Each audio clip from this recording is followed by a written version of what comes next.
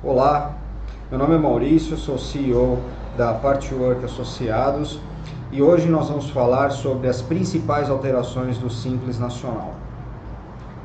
O que muda no Simples Nacional a partir de janeiro de 2018? Primeiro, o novo limite de faturamento de 3 milhões e 600 vai para 4 milhões e 800.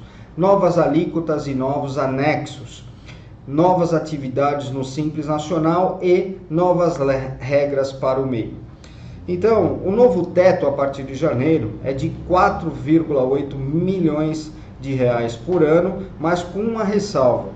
O ICMS e o ISS serão cobrados separadamente do DAS quando o faturamento exceder a 3,6 milhões de reais por ano, que era o limite anterior, ficando apenas os impostos federais com o recolhimento unificado, ou seja, limite de 3 milhões e 600 por ano, 100% no Simples Nacional, limite de 4 milhões e 800 por ano, ICMS e ISS pagos fora do DAS.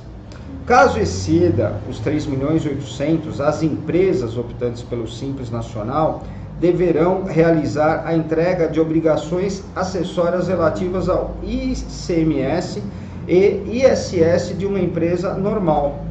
Então, por exemplo, uma empresa que ultrapassou esse limite, ela vai ser obrigada a entregar algumas obrigações como GIA de ICMS, EFD do ICMS, a necessidade de fazer essa entrega e todas as obrigações do município onde está sediado essa empresa. Tem que tomar muito cuidado em relação a isso, porque as multas dessas obrigações são muito altas. Então, deixar de pagar, você pode desde ser excluído do Simples Nacional até pagar uma multa elevadíssima, que vai de R$500 por obrigação até R$5.000.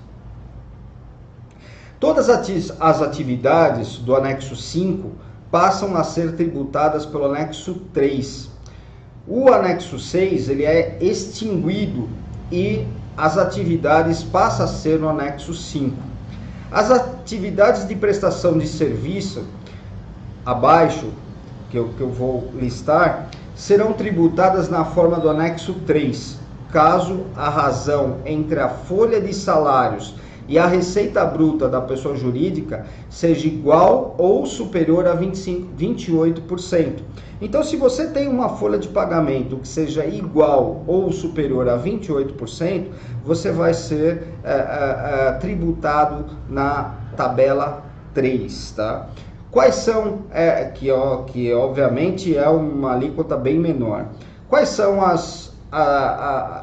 os segmentos? Engenharia, medição, cartografia, topografia, geologia, geodésia, testes, suporte e análises técnicas e tecnológicas, pesquisa, design, desenho, agronomia e outras atividades do setor de serviços que tenham a finalidade, a prestação de serviços do exercício de atividade intelectual de natureza técnica, científica, desportiva, artística e outra profissão regulamentada, tais como advogado, contador, arquiteto, enfim. Tá? Então, quando a relação entre a folha e a receita bruta da microempresa ou da empresa de pequeno porte for inferior a 28%, serão tributadas na forma do anexo 5 as atividades de arquitetura e urbanismo, medicina, odontologia, psicologia, psicanálise, terapia ocupacional, acupuntura, podologia, fonoaudiologia, clínicas de nutrição e de vacinação e bancos de leite, administração e locação de imóveis de terceiros, academias de danças de categoria de yoga e artes marciais, academias de atividades físicas, desportivas e natação e escolas de esportes, elaboração de programas de computadores, inclusive jogos eletrônicos, desde que desenvolvidos em estabelecimento do optante,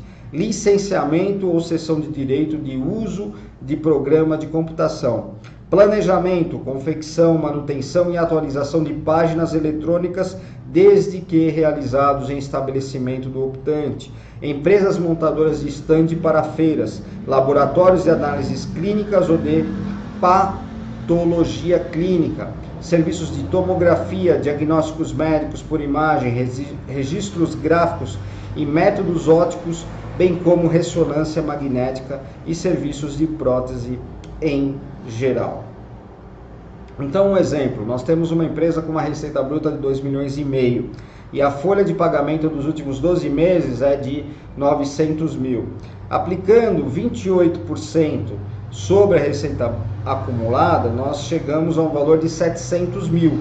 Então, nesse exemplo, o valor é superior a 28% da receita bruta. Portanto, o imposto será tributado pelo anexo 3. Caso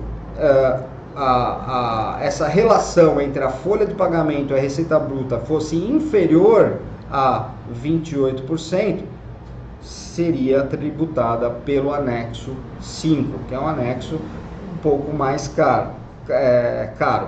Então, aqui no anexo 1, nós temos aqui um exemplo, no anexo 1, onde temos aqui algumas alíquotas, que é o comércio, né? Então, até 180 mil, 4%, de 180 a 360 mil, 7,30%, e deduz R$ 5.940. Isso também é uma outra novidade, esse valor a deduzir, né? É muito semelhante ao imposto de renda pessoa física.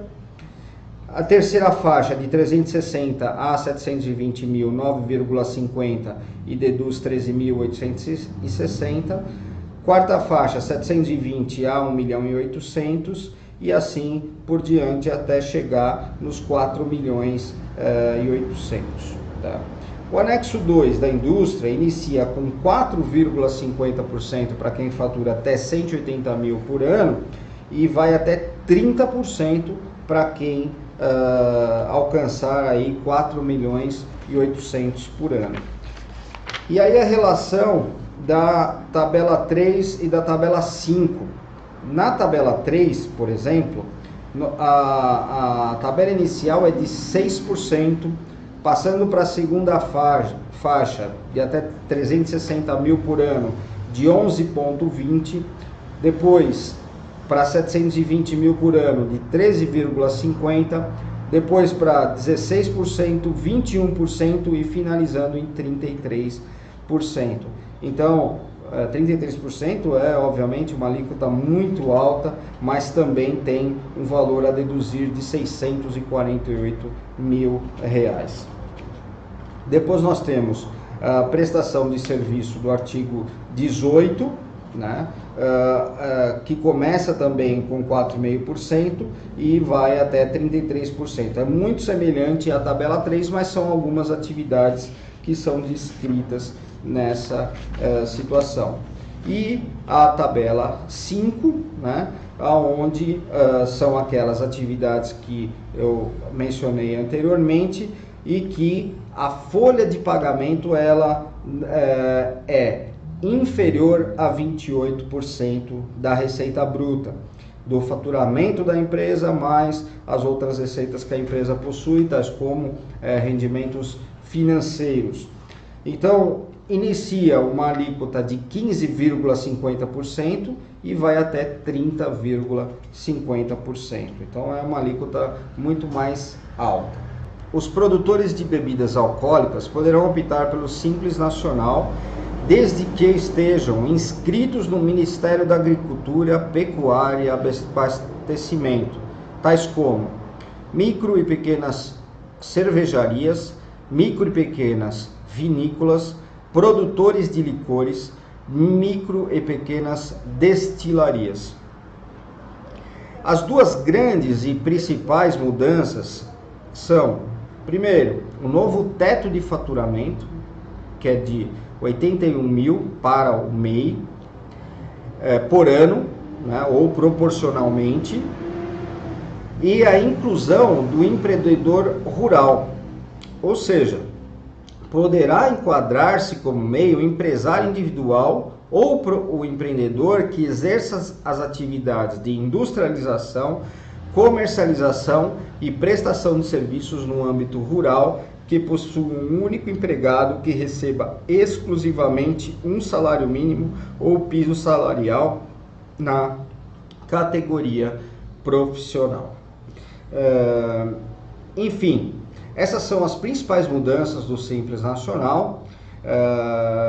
Espero que essas informações tenham sido úteis para você e para sua empresa, e ficamos à disposição caso queira fazer uma consulta e tirar alguma dúvida no telefone 011 3384 7479.